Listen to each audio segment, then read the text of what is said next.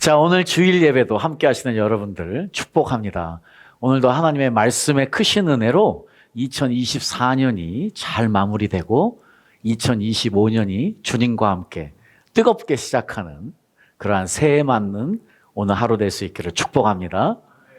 자, 오늘은 특별히 한 해를 마무리하면서 여러분들이 잘 감사로 또 회개로 2024년을 마무리하고 2025년을 시작할 수 있게 하는 그런 말씀을 전해야 되는데, 사실은 오늘은 그런 시간보다는 2025년을 어떻게 준비해야 될지에 대한 것에 좀 집중하려고 합니다.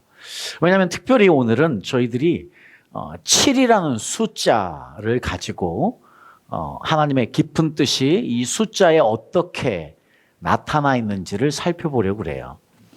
실제로 오늘 제가 여러분들하고 강의를 해줄 수는 없어서 그 수많은 숫자 7과 관련된 이야기들을 다 드릴 수는 없고요. 성경에 나오는 아주 큰 그림들 몇 가지만을 여러분에게 보여드리면서 우리가 2025년을 어떻게 시작할 수 있는지를 확인해 봤으면 너무 좋겠습니다.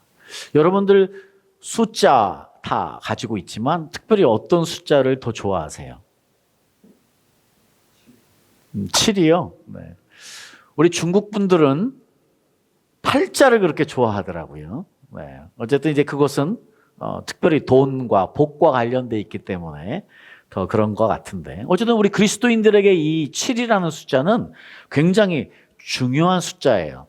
7이라는 숫자는 사실 온전함 그리고 완성, 이거를 의미하거든요.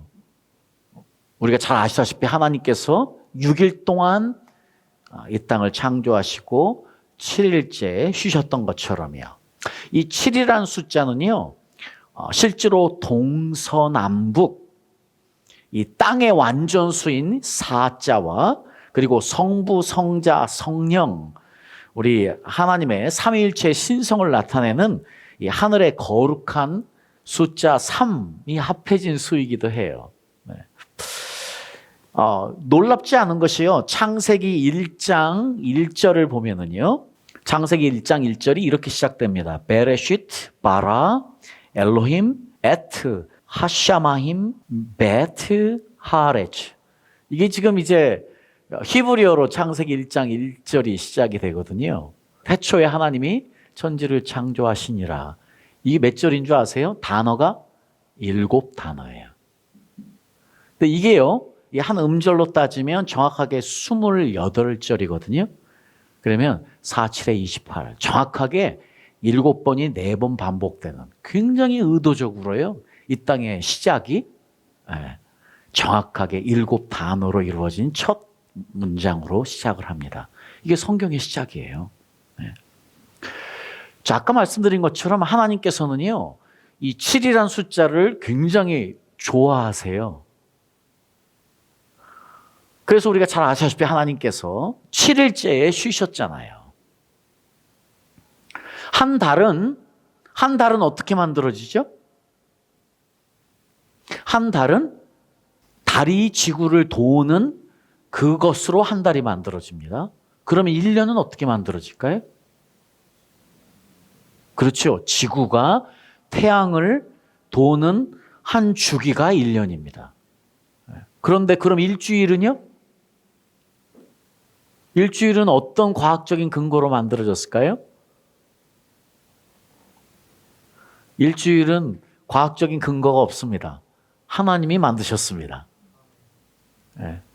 하나님이 7일째에는 쉬게 하셨어요. 이 7이라는 숫자, 하나님이 그렇게 규정하신 거예요. 그런데 너무 놀랍게도요, 이 7이라는 숫자를 통해서 하나님께서 시간을 계속 만드셨는데 또 어떤 시간을 만들었느냐? 매해 7일이 되면 사람이 쉬어요.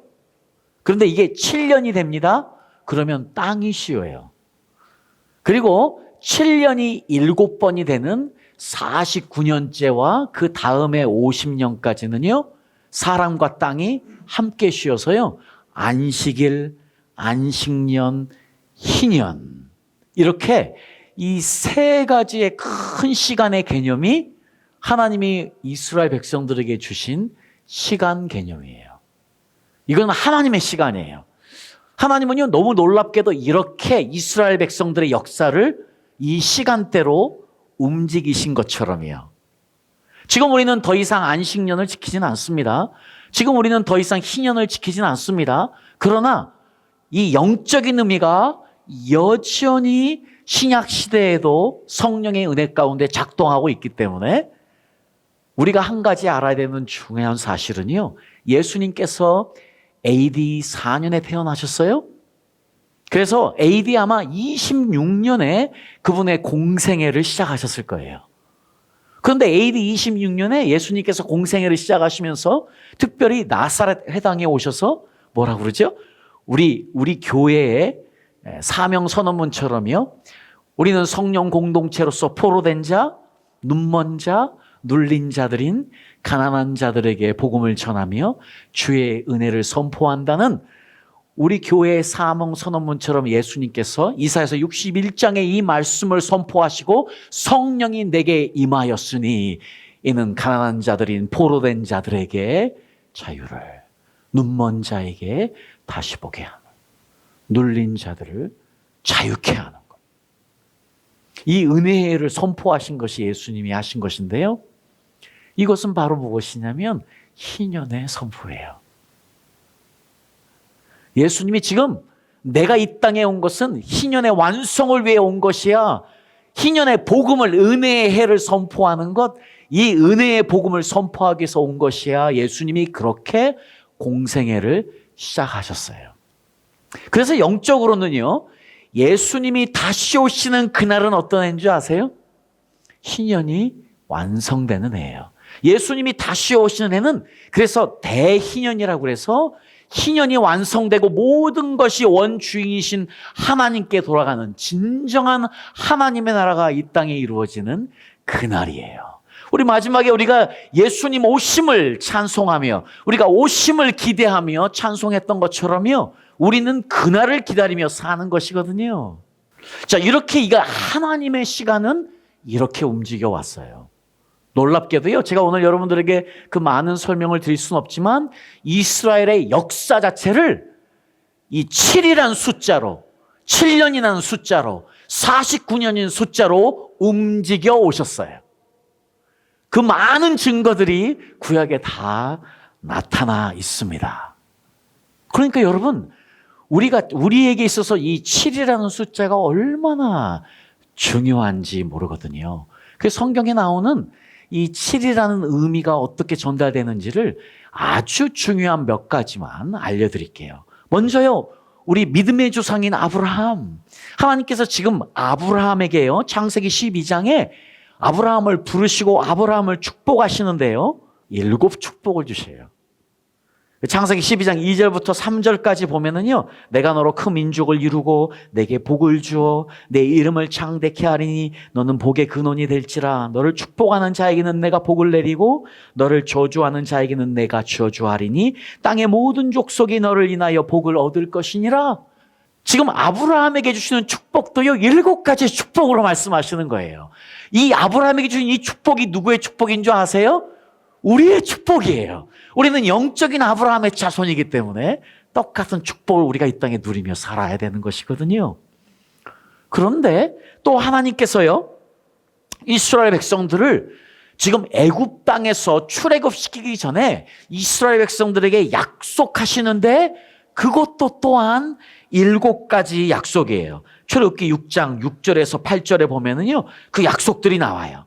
내가 애굽 사람의 무거운 짐 밑에서 너희를 빼어내겠다 하는 첫 번째 약속. 그 고역에서 너희를 건지겠다. 편팔과 큰 재앙으로 너희를 구속하리라.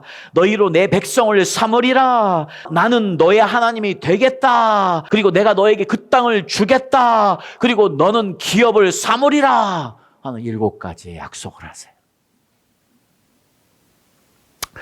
자, 여러분, 하나님께서 지금요, 모세를 통해서 이스라엘 백성들에게 성막을 주셨어요. 그리고요, 또 성막에서요, 특별히 제물을 바쳐서 피를 뿌려야만이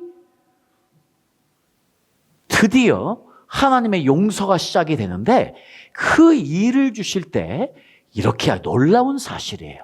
여러분, 7번의 피를 뿌리는 역사가 있어요.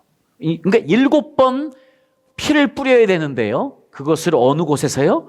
7장소에서, 속죄소에서, 속죄소 앞에서, 휘장 앞에서, 금양단 뿔에, 단귀퉁이 뿔들에, 제단 위에, 번제단 밑에 이렇게 7군데에서 7번씩이에요. 여러분, 아까 제가 말씀드렸잖아요. 희년은 어떻게 시작이 된다고요? 7년이 7번 되는 날. 그때에 완성이 돼요. 이게 하나님의 시간 개념이에요. 이게 하나님의 시간 타임 프레임워크예요. 근데 지금 성전을 주실 때도요, 성막을 주실 때도 지금 용서를 시작하는 것도 어떻게 시작이 됩니까? 7 곱하기 7, 7장소에서 한 군데마다 7번씩.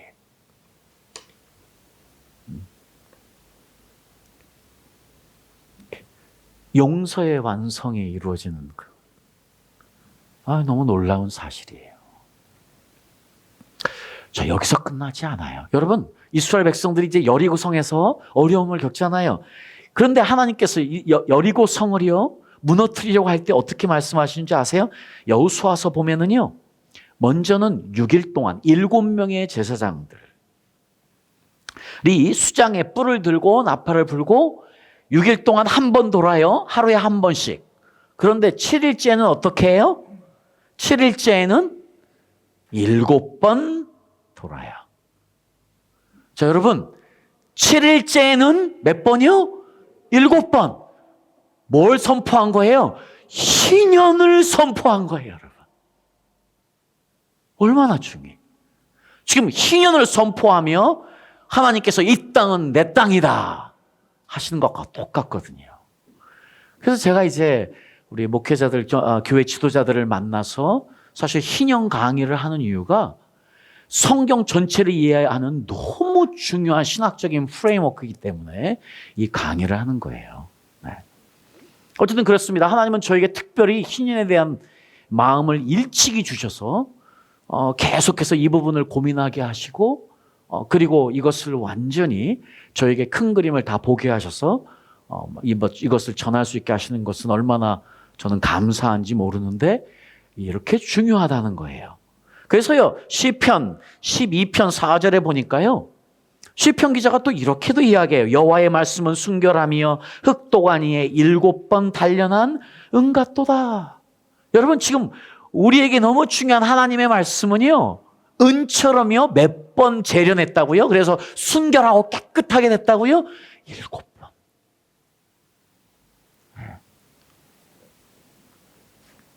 이거 외에도요, 여러분, 아담의 7대 손 누군지 아세요?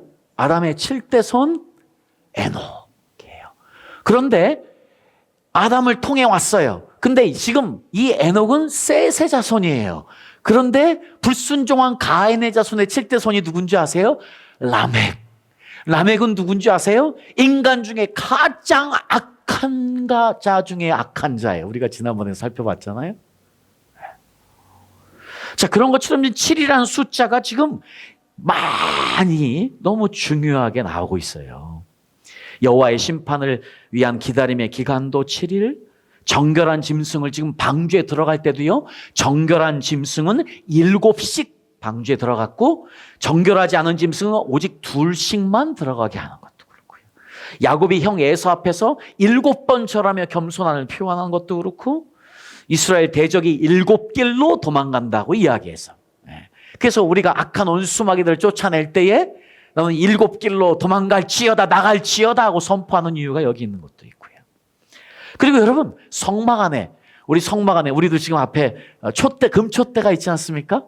보세요. 몇 개예요? 가지가 7개예요. 솔로몬이요, 성전을 지을 때도요, 몇 년간 지었습니까? 7년간 지었어요. 그리고 솔로몬이 성전 짓고 며칠을 셀러브레이션 했습니까? 7일간 셀러브레이션 합니다. 자, 하나님께서 애굽을 치실 때도 애굽의 7년의 풍년, 또 7년의 흉년, 자, 이것을 통해서 누구를 세우시죠? 네, 요셉을 세우는 것도 있고요. 그렇습니다. 여러분, 엘리사 선지자가요, 나아만을요 몇 번 씻게 하세요? 7번 씻게 합니다. 요단강에. 또 역시 엘리사가요, 어린아이를 고칠 때 어린아이가 7번 재채기 하고 살아나는 것도 있고요. 여러분, 이스라엘 백성들 혼인잔치 할 때 며칠 하는 줄 아세요? 7일간 합니다. 성전으로 올라가는 계단이 몇 개인 줄 아세요? 7계단입니다. 여러분, 지금 구약의 이야기를 제가 잠깐 말씀드린 거예요. 신약으로 가볼까요? 네. 여러분, 지금 천사들이요, 예수님이 이 땅에 계실 때에 몇 번 나타나는 줄 아세요? 7번 나타나셨어요. 네. 그 기록들이 쭉 있습니다. 자, 그런데요, 또 신약에 여러분들 우리가 잘 알아야 되는 것 하나가 있는데 뭐냐면 바로 예수님이 5,000명을 먹이고 4,000명을 먹이신 사건 여러분 잘 알지요? 여러분, 이거는 우리에게 너무 중요한 메시지를 예수님이 지금 던져주고 있어요. 보세요. 지금 예수님께서 5,000명을 먹일 때요, 여기는 어느 지방이야? 갈릴리 지방이었어요. 여기서는 누가 먼저 요청하는 줄 아세요? 제자들이. 누구를 위해서요? 같은 자기 백성을 위해서. 불쌍히 여겨서 이들을 어떻게 해야 되지 않겠습니까? 할 때에 예수님이 떡 7개와 물고기 2마리로 모두 5,000명을 먹이고 얼마가 남았죠? 12바구니가 남았어요. 12바구니예요. 코피노우스라는 12바구니가 남았어요. 그런데요, 마가복음 8장에 보면은요, 예수님이 여기선 4,000명을 먹이세요. 어디에서요? 이방인 지역인 데가볼리라는 지역에서. 근데 얼마가 남은 줄 아세요? 7광주리가 남았어요. 스프리돈이라는 7광주리가 남았어요. 여러분, 7광주리가 큽니까? 12바구니가 큽니까? 7광주리가 커요. 광주리는 사람 한 명을 담을 수 있는 큰 것이 광주리예요. 바구니는 말 그대로 조그만 바스켓이에요. 그런데 여러분, 왜 예수님께서 남기시려면 동일하게 남기시지 왜 한쪽에서는 12바스켓을, 12바구니를, 또 한쪽에서는 7광주리를 남기셨을까요? 자, 12는 누구를 상징하지요? 이스라엘을 상징해요. 12지파 이스라엘을 상징해요. 그러면 7은 무엇을 상징하지요? 열방, all nations, 하나님의 완성품, 열방이에요. 그러면 여러분, 지금 적어도 예수님의 남기는 법칙 중에서 어떤 것이 남는 장사예요? 내 민족을 위해서 일하는 게 남는 장사예요? 다른 민족을 섬기는 것이 남는 장사예요? 제가 이 말씀은요, 우리 선교사님들을 만날 때마다 아주 힘주어 이야기합니다. 여러분, 선교사님들, 뭐 저도 선교사로 한국에 와 있지만은요, 여러분, 선교사님들은 제가 그래요. 여러분, 우리가 돈이 없지 가오가 없습니까? 우리는 긍지를 가지고 살아야 돼요. 자, 우리가 지금요, 한국 땅에 있지만 우리가 뭐 하기 위해서 있는 거예요? 열방을 섬기기 위해서 있는 거예요. 아브라함을 하나님이 축복하셔서 열방을 섬기라고 한 것처럼 우리도 한국 땅에 있지만 열방을 섬겨야 되는 거예요. 북한을 포함한 열방을 섬겨야 되는 거예요. 그게 복된 일이에요. 그러면 남는 장사를 하는 거예요. 아마 이게 굉장히 그런 의미에서 중요한 메시지였어요. 여러분, 5,000명을 먹일 때요, 갈릴리 지역에 있을 때 예수님의 제자들이 이 일을 부탁합니다. 그런데 4,000명의 이방인들을 먹일 때는요, 제자들이 상관도 안 해요. 이방인들이니까. 누가 불쌍히 여겼어요? 예수님이 불쌍히 여기셔서 예수님이 물어보시고 직접 하신 거예요.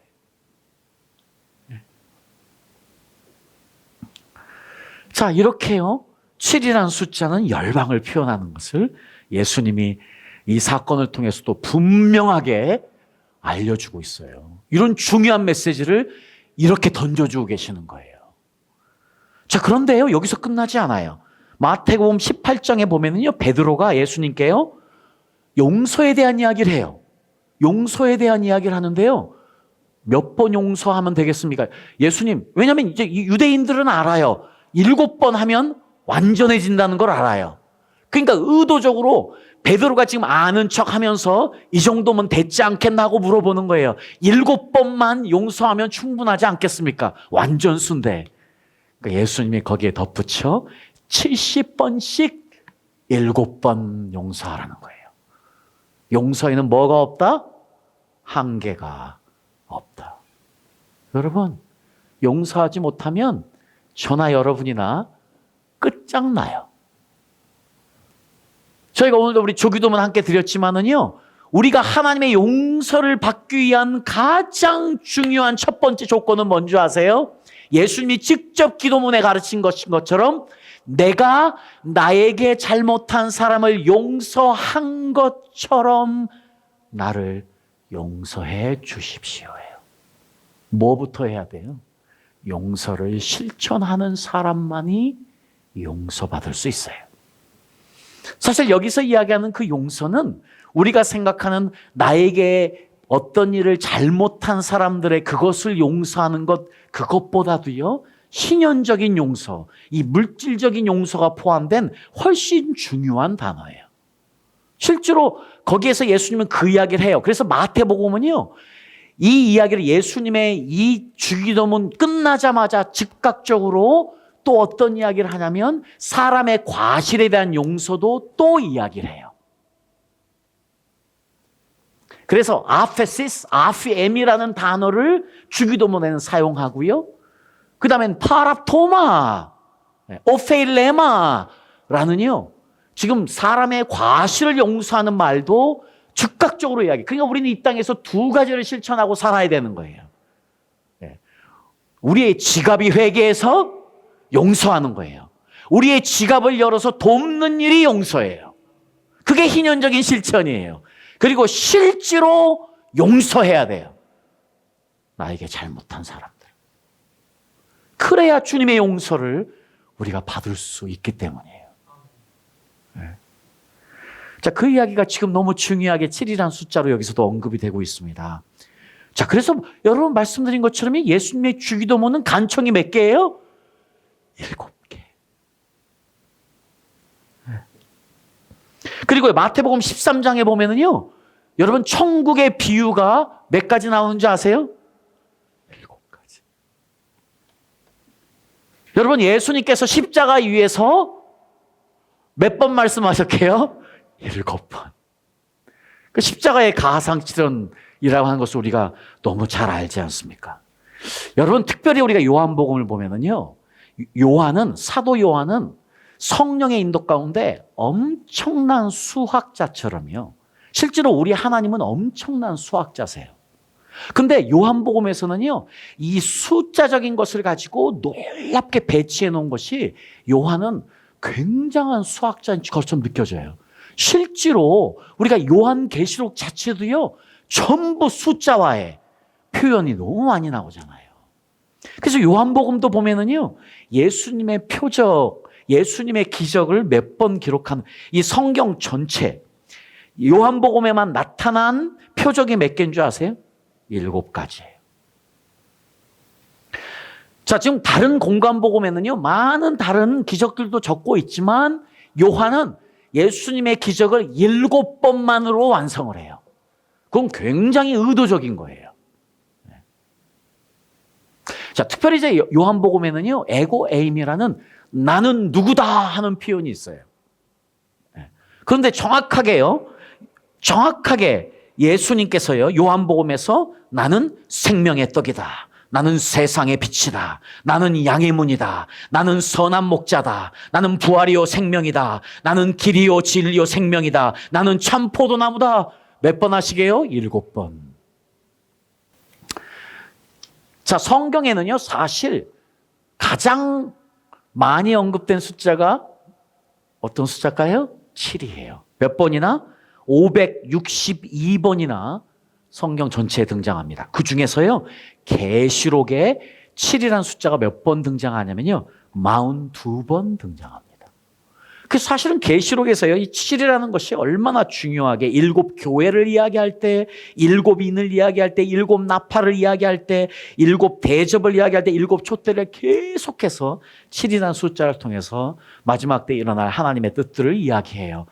우리가 언제 이제 시간이 될 때에 이 마지막 때 일어난 일들을 우리가 하나씩 하나씩 살펴보면서 우리가 어떻게 준비해야 될지 확인하는 시간을 갖도록 하겠습니다. 자, 그런데 우리가 또 한번 볼까요?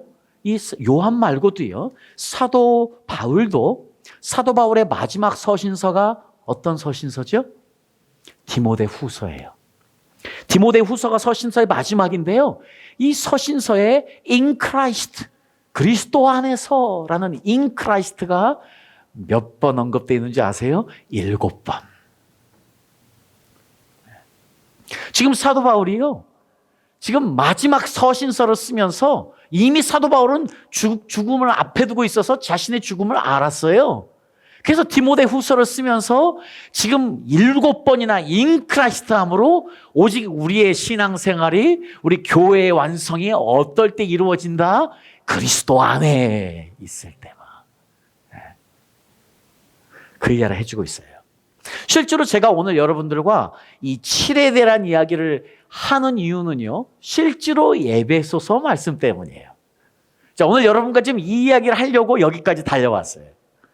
여러분, 에베소 6장에 보니까요, 에베소 6장 14절에서 18절 말씀 보니까요, 우리가 잘 알고 있는 전신갑주를 입는 말씀이 나와요. 우리가 13절부터 17절까지 읽어볼까요? 한번 큰 목소리 읽겠습니다. 자, 시작. 이는 악한 자의 너희가 능히 대적하고 모든 일을 하나님의 성이 위함이라.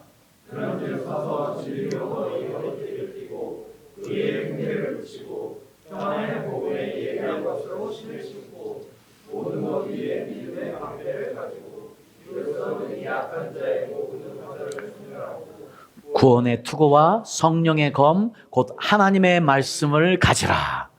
자, 우리 모두는 이제 이 땅을 살아갈 때 전신갑주를 입어야 되는데 먼저 6가지가 이렇게 기록이 되어 있는 거예요. 진리의 허리띠, 의의 흉배, 평안의 신, 믿음의 방패, 구원의 투구, 성령의 곧 하나님의 말씀. 이 6가지. 그런데요, 여기서 끝나지 않아요.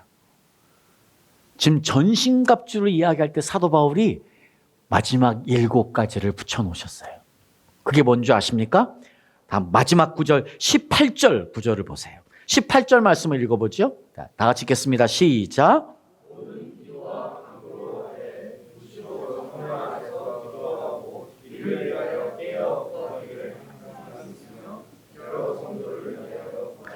여러분, 지금요, 사도 바울이 이야기하는 우리가 지금 성도들이 입어야 되는 전신갑주는요, 어떻게 완성이 되냐면요, 마지막 구절로 완성이 돼요. 근데 여기에서 너무 중요한 게 있어요. 어떤 거냐면, 여기서 지금 헬라어를 좀 보여주세요. 죄송하지만 헬라어를 보지 않고는 이게 이해가 안 되기 때문에 제가 일부러 가져온 것인데요. 일부러 제가 이제 네모를 쳐놓은 프로세우 코메노이라는 지금 프레잉이에요. 기도하고 있는 중이에요. 이게 분사형이에요. 이거는 뭐냐면 지금 진행형으로 앞에 연결되어 있는 거예요. 역시요, 아그리오푼 놈테스라는요, 지금 워칭, 그러니까 지금 2가지 단어가 6개의 우리가 입어야 되는 것과 붙어 있어요. 지금 7가지의, 우리는 7가지의 무기를 장착을 해야 돼요. 그게 전신갑주예요. 그 마지막이 기도예요. 근데 이 기도는요, 따로 떼어진 것이 아니에요. 이 기도는 앞에 나오는 6개의 함께 다 붙어 있는 거예요. 그래서 어떤 이야기냐면요, 우리는 허리띠를 어떻게 돼? 기도하면서 진리의 허리띠, 기도하면서 의의 흉배, 기도하면서 평안의 신, 기도하면서 믿음의 방패, 기도하면서 구원의 투구, 기도하면서 성령의 검을 갖는 것. 이게 7가지예요. 정확하게 이야기하면 깨어 기도하는 것. 깨어 기도하는 이것이 제일 필요한 전신갑주를 입는 데 있어서 함께 가는 무기라는 거예요. 자, 이렇게요, 제가 오늘 7에 대한 숫자를 가지고 간단하게 여러분에게 말씀을 드렸어요. 그 7이라는 것이 얼마나 중요합니까? 자, 그래서 이제 저희들이요, 오늘부터 지금 앞에 나오는 것처럼 이런 전신갑주를 입는데 잊지 말아야 되는 것은 기도 없으면 안고 없는 찐빵이에요. 오늘 우리가 호빵을 먹을 건데 여러분 안고가 안 들어있다. 먹기 너무 괴로운 거예요. 실제로 우리의 신앙생활에서요. 우리의 신앙생활에서 기도 없는 그 어떤 것도 있을 수 없는 것이에요. 기도만이 우리를 우리 되게 하는 거예요. 하나님 앞에서. 우리가 지금 이 마지막 때에 이 땅을 어떻게 살아가요? 전신갑주를 입어야 되는데 기도하지 않고서는 일이 결단코 일어나지 않는다는 것을 7번째 무기인 지금 기도를 통해서 사도 바울은 우리에게 분명하게 메시지를 전달해 주고 있는 것입니다. 자, 그래서 저희들이 2025년을요 7일 금식으로 시작하는 것 얼마나 성경적이에요. 지금은 그 어느 때보다도 저희들이 금식해야 될 때잖아요. 자, 2025년에 저희가 웨이크업 교회가 함께 기도하겠습니다. 그런데 이번에는 금식하며 기도하겠습니다. 지금은 그 어느 때보다도 하나님을 간절히 찾는 때 아니겠습니까? 여러분, 역대하 20장에 보면은요, 지금 여호사밧 왕, 남유다의 여호사밧 왕이 모압과 암몬과 마온 사람들, 이 연합군이 쳐들어온다는 소식을 듣고 너무 두려워한 거예요. 그래서요, 이 여호사밧 왕이 온 백성에게, 본인도 그렇고 온 백성에게 무엇을 선포하죠? 금식을 선포합니다. 누구까지도요? 이제 막 태어난 어린아이까지도. 그리고 남유대에 속해 있는 모든 짐승들도 전부 다 여호사밧 왕이 금식을 선포해서 이 지금 남유대의 모든 사람들이 하나님의 얼굴을 구하며 그분의 도우심을 구하며 금식하는 장면이 역대하 20장에 나와 있습니다. 그때 하나님께서 그 말씀을, 그들의 금식을 들으시고 야하시엘 선교사를 통해서, 선지자를 통해서 이스라엘 백성들에게 이렇게 말씀하세요. 너희의 싸움은 내 것이다. 너희의 전쟁은 나에게 속한 것이야. 이것은 내가 싸우는 전쟁이야. 내가 싸워서, 내가 너를 위해 싸워서 너를 이기게 해주겠다는 것이 하나님이 정확하게 하신 일이에요. 무엇을 통해서? 남유다의 모든 백성들의 금식과 기도를 통해서. 지금 오늘날 이 땅을, 이 대한민국 땅을 살아가는 모든 그리스도인들에게는 그 어느 때보다 금식하며 기도할 때 아니겠습니까? 여러분, 저희가 7일을 정했습니다. 7일을 정해서 시작합니다. 이제 왜 우리가 7일을 하는지, 7이라는 숫자의 중요성을 아셨잖아요. 우리가 하나님께 이 7일을 드려보자고요. 그렇습니다. 여러분이 아침 금식을 원하시면 아침을 하셔도 되고요. 어떤 방식이든지 여러분들이 금식하시면 됩니다. 여러분, 금식하시기 힘드시면 미디어 금식이라도 합니다. 사실은 미디어 금식이 밥을 굶는 것보다 더 힘들 수도 있죠, 요즘은요. 자, 어떤 방식이 됐든지 며칠이 됐든지 괜찮습니다. 여러분, 우리 교회의 카톡방에 이것을 올려드리겠습니다. 여러분, 교회 카톡방에 들어오셔서 여러분이 하고 싶은 날짜에 여러분의 이름을, 여러분이 하고 싶은 끼니에 여러분의 이름을 적어주시면 됩니다. 자, 원하는 것은 7일이 다 가득 채워졌으면 좋겠습니다.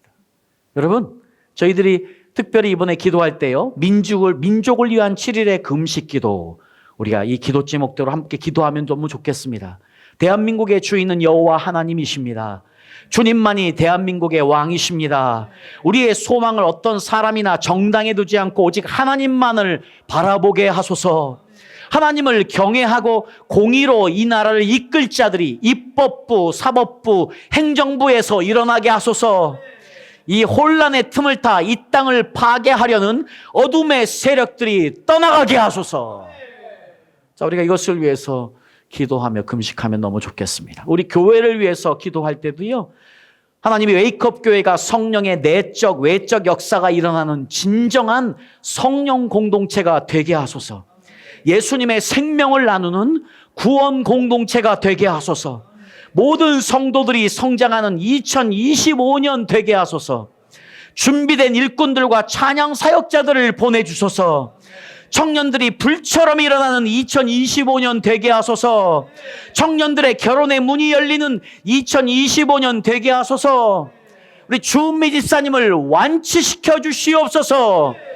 그리고 홍경재 아버지는 김구현 이 아들도 구원시키시고 치료하여 주시옵소서. 이렇게 기도하면 좋겠습니다. 그리고 우리 자신들을 위해서는요, 온전히 드려진 2025년에 우리의 삶이 되게 하소서.